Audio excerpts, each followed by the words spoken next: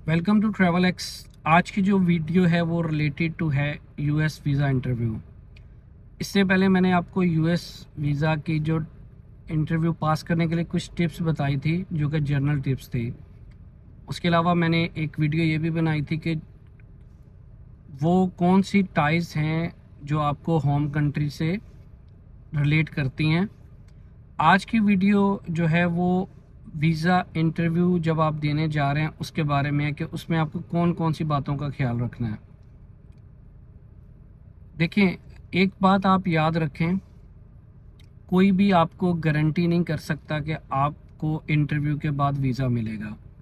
चाहे आपकी कितनी भी बड़ी ट्रैवल हिस्ट्री हो, आप कितने भी फाइनेंशियली स्ट्रांग हों, आपके पास कोई भी ऐसी गारंटी नहीं है कि आपको वीज़ा मिलेगा। यूएसए का जो वीज़ा है वो टोटली आपके इंटरव्यू बेस है। अगर आपने इंटरव्यू में काउंसलर को सेटिस्फाई कर दिया इस चीज़ के लिए कि मैं, अगर आप B1 B2 वीज़ा पे जा रहे हैं या स्टूडेंट वीज़ा पे जा रहे हैं, कि मैं वापस हर सूरत में आऊँगा, तो आपका वीज़ा लगेगा। याद रखें कि जो आप यूएसए का वीज़ा है, इसमें काउंसलर का जो लॉ है वो ये कहता है कि ये बंदा जो नॉन इमिग्रेंट वीज़ा अप्लाई कर रहा है, ये किसी भी सूरत में अमेरिका से वापस नहीं आएगा।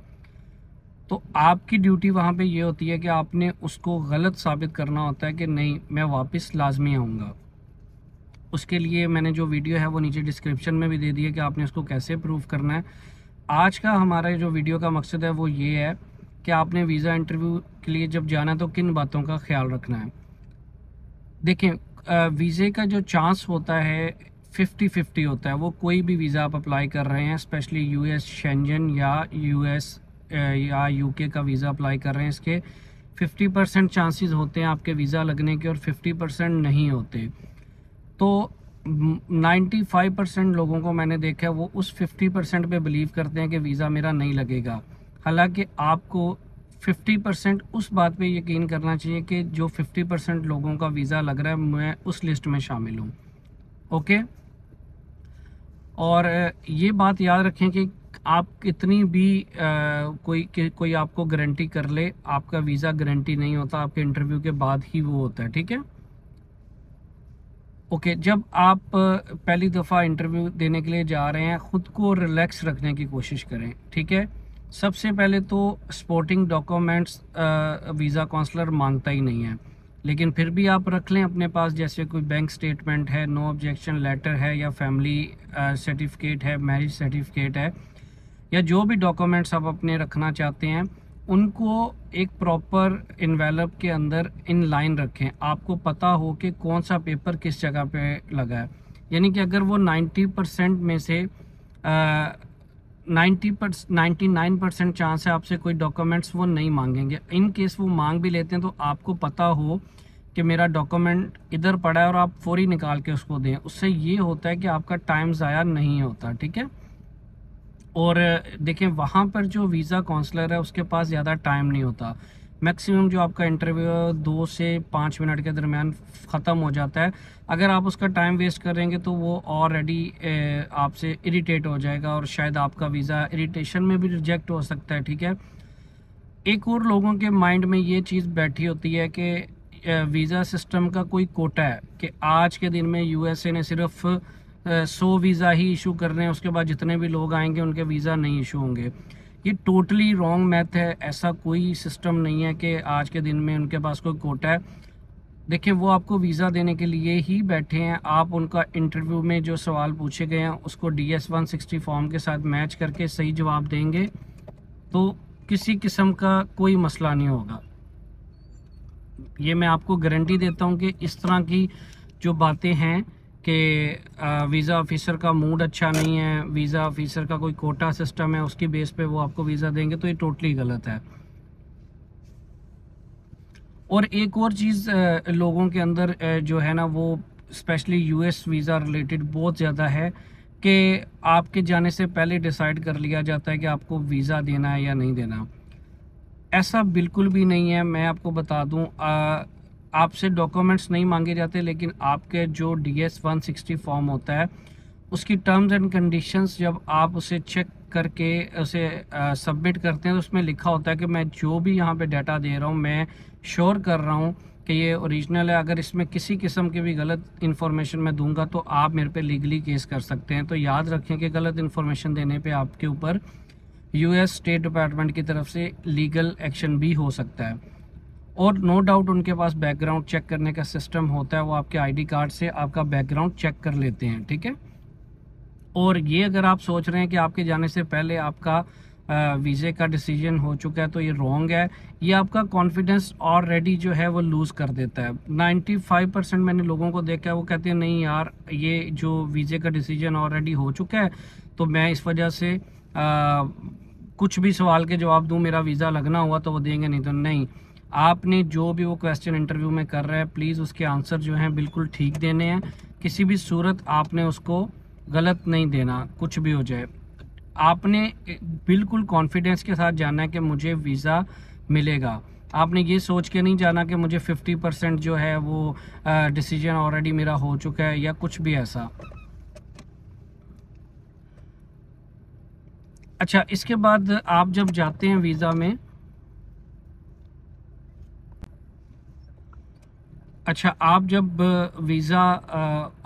वीज़ा इंटरव्यू के लिए लाइन में बैठे हैं और आप देख रहे हैं कि वहाँ पे बहुत ज़्यादा विंडोज़ होती हैं कि काफ़ी काउंसलर्स बैठे होते हैं और आपकी बारी किसी भी काउंसलर के पास आ सकती है।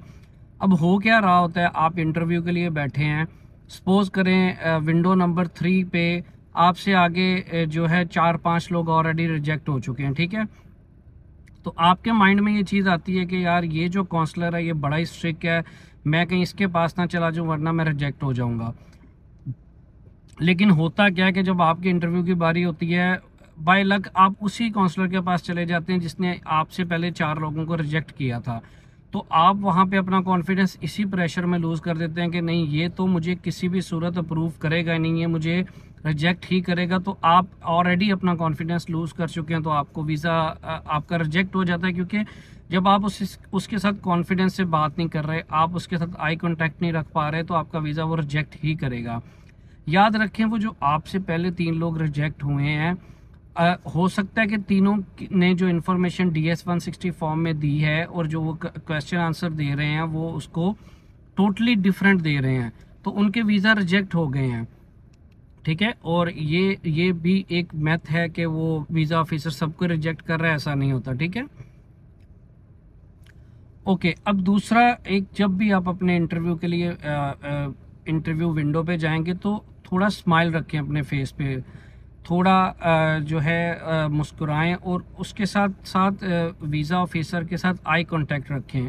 क्योंकि अमेरिका के अंदर इस चीज़ को बिलीव किया जाता है कि अगर आप किसी से आई कांटेक्ट रख के बात करते हैं तो आप सच्चे हैं, आप झूठ नहीं बोल रहे। और जैसे कि आपको पता है यूएसए का पूरा वीज़ा जो है वो झूठ और सच की बेस पे मिलता है कि आप किसी भी सूरत उनके साथ झूठ ना बोले। क्योंकि उनको ये होता है कि अगर ये यहाँ पे मेरे साथ झूठ बोल रहा है तो ये बंदा ईमानदार नहीं है, ये बंदा हॉनेस्ट नहीं है, ये कभी भी यूएसए में नहीं जा, अगर गया भी तो ये वहाँ पे भी जाके लोगों से झूठ और फ्रॉड करेगा जो उनको पसंद नहीं है।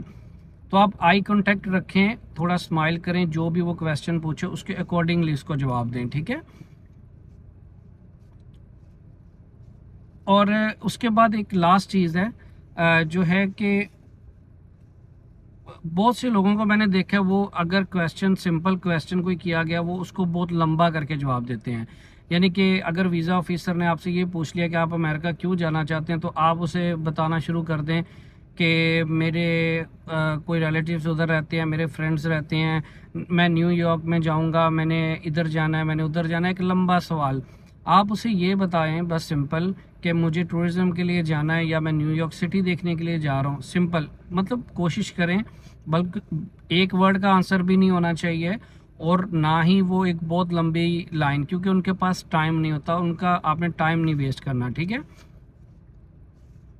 और खुद को पॉजिटिव रखना है, खुद को आपने ये सोचना है कि इंशाल्लाह मुझे वीज़ा मिलेगा। आपने ये नहीं सोचना कि मुझे वीज़ा नहीं मिलेगा, इससे आप खुद को रिलैक्स रख पाएंगे। खुद को रिलैक्स रखें ज़्यादा से ज़्यादा इंटरव्यू में। ये जो कुछ बातें हैं जो मैंने आपको ऊपर बताई हैं, अपने डॉक्यूमेंट्स आपने ठीक लेके जाने हैं, आपने स्माइल रखनी है, आई कांटेक्ट रखना है, ख़ुद को प्रेशराइज नहीं करना।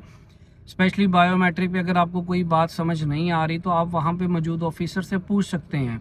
इंटरव्यू में जाने से पहले अगर आपके पास कोई पेपर नहीं है तो कोशिश करें हर पेपर लेके जाएं। इन केस वहाँ पे कोई पेपर आपसे मिस भी हो गया है तो वहाँ पे आपको वो हेल्प आउट कर देते हैं, ठीक है।